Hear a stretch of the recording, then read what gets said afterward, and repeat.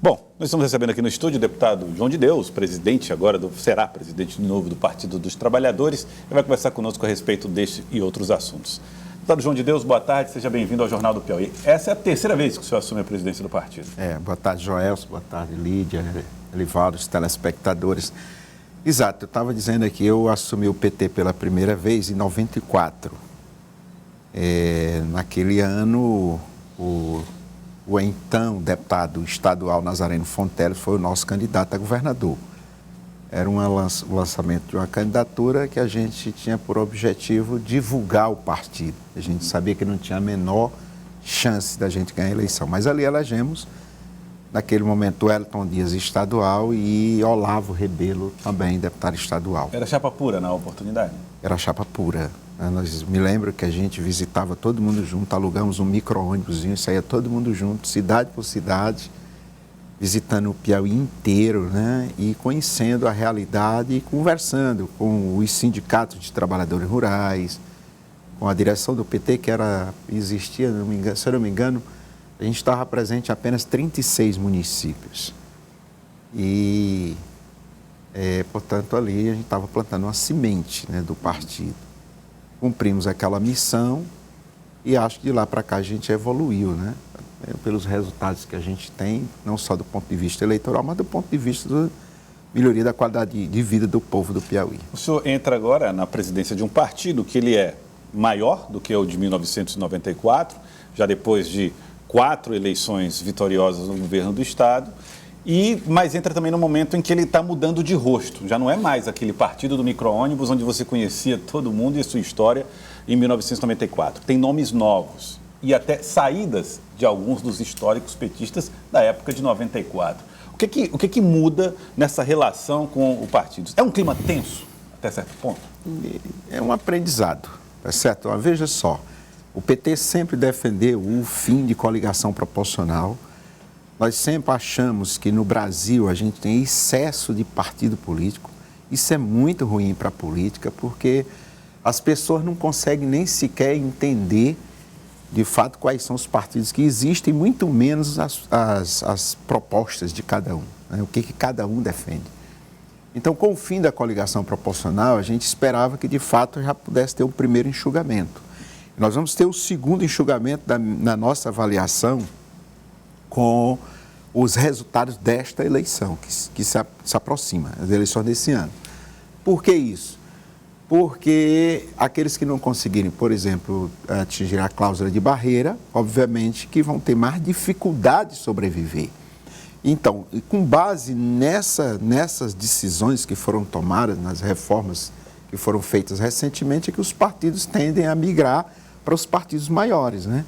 Então, e o PT não pode se furtar, nós temos toda essa avaliação, sobretudo considerando que são pessoas que já estão com a gente na caminhada, apoiando o governo, estão na chapa, né, que vai disputar as eleições esse ano. Então, seria muito estranho, inclusive apoiando nosso candidato a presidente, nosso candidato a governador, nosso candidato a senador. Então, seria estranho se o PT fechasse a porta para essas pessoas. Seria uma espécie de tiro no pé. A gente estaria empurrando essas pessoas para onde? Para a oposição? Então, para outros partidos da base? Mas os partidos da base também, os demais partidos. Veja só, nós temos praticamente 3 partidos articulados com candidatura proporcional, 4 com Solidariedade. Mas Solidariedade estabeleceu o limite deles. O MDB, mas o PSD fez uma composição, vamos dizer assim, informal, mas o fato é que um só vai ter candidato a federal e o outro só candidato a estadual. Era aí uma troca, vamos dizer assim. Então, o MDB, inclusive, estabeleceu que a partir dali eles já estavam com um número que poderia comportar no partido para essa eleição. O PSB, que estava previsto estar conosco na federação, rompeu com a ideia da federação. E então o próprio PSB o PT teve que absorver também as pessoas do PSB, de forma que não restou outra alternativa. E nós tivemos que compreender, e não estamos aqui refutando ninguém, muito pelo contrário, nós abraçamos esses companheiros que vieram para o partido e acho que eles vão ter a chance, né? e a oportunidade de participar da vida interna do PT, ajudando a fortalecer o partido e ajudando a construir as ideias do partido daqui para frente. Deputado, apesar da federação ser completamente diferente de uma coligação, né, proporcional, mas de certa forma não é aí uma contradição dentro do Partido dos Trabalhadores, quando se coloca contra a coligação, mas defende a federação, que de certa forma garante a sobrevivência de legendas pequenas, como o PCdoB, que não teria aí condições de sobreviver sem essa federação. Pois é, eu até acho que o PT... pensando do ponto de vista da estrutura que tem hoje, do crescimento do partido a nível nacional, não teria necessidade de ter votado a favor da federação. Mas eu acho que foi muito mais levando em conta a história desses partidos que são todos, vamos dizer assim, aliados históricos nossos, em muitas eleições, e como esses tiveram dificuldade, vamos dizer assim, de superar a cláusula de barreira, a alternativa que tinha era a federação. Então, a partir daí, o PT terminou votando a favor da federação e buscando essa forma de composição para poder... Eu acho, de certa forma, uma contradição. No entanto, foi uma brecha para manter alguns partidos. Um julgamento que o senhor disse que é positivo na política. Mas tem um outro lado interessante que eu acho que a gente precisa ver. Uma federação, ela pode ser o embrião de um novo partido para o futuro, tá? Porque eu imagino vocês, ela é feita para 4 anos, durante os próximos 4 anos, eu acho que a gente vai ter uma convivência mais interna, como se fosse um partido só. À medida em que essa federação vai ter programa de governo, plataforma de ação, vai ter que ter uma direção colegiada. Então, eu acho que esse pode ser o embrião, quem sabe, de uma formação de um novo partido político mais amplo no campo da esquerda. Enquanto o partido político não vem, deputado, já a federação PT, PCdoB, PV já está sendo registrada, já está sendo elaborado, inclusive, o manifesto, o programa da federação. Exatamente. A direção da Federação Nacional já está sendo desenhada também. Agora, no Piauí, nos estados também serão coordenações, serão direções. Quem vai comandar, naturalmente, eu imagino que seja o PT. Será o senhor, por exemplo, o presidente do PT, que será o presidente da federação? Essa orientação nós estamos esperando ainda da direção nacional do partido. Não é? Há um entendimento hoje, né, de se aplicar uma proporcionalidade, de acordo com a representação no Congresso Nacional. Perfeito. Então, como o PT é o maior partido, é natural que o comando seja do PT. Mas, por outro lado, também esses partidos têm direito a vetos, né? Para que ninguém possa atropelar ninguém. Então, eu acredito que é com o entendimento que a gente vai construindo, e da minha parte, eu farei tudo para construir, a partir do diálogo, do entendimento, os próximos passos que a gente vai ter que dar, não só em relação às eleições desse ano, mas em relação os anos seguintes. E nós vamos ter, portanto, a primeira prova vai ser agora nessa eleição. Tá Brasil certo? da Esperança é o nome da federação, não é isso? Pronto, muito bem. Eu acho que Brasil da Esperança encaixa bem, porque está todo mundo com a esperança de que a gente possa retomar o crescimento econômico desse país, voltar a gerar emprego e renda e melhorar a qualidade de vida do povo brasileiro. Aí eu pergunto, por exemplo, o nome passa a ser Brasil da Esperança, o nome dessa federação.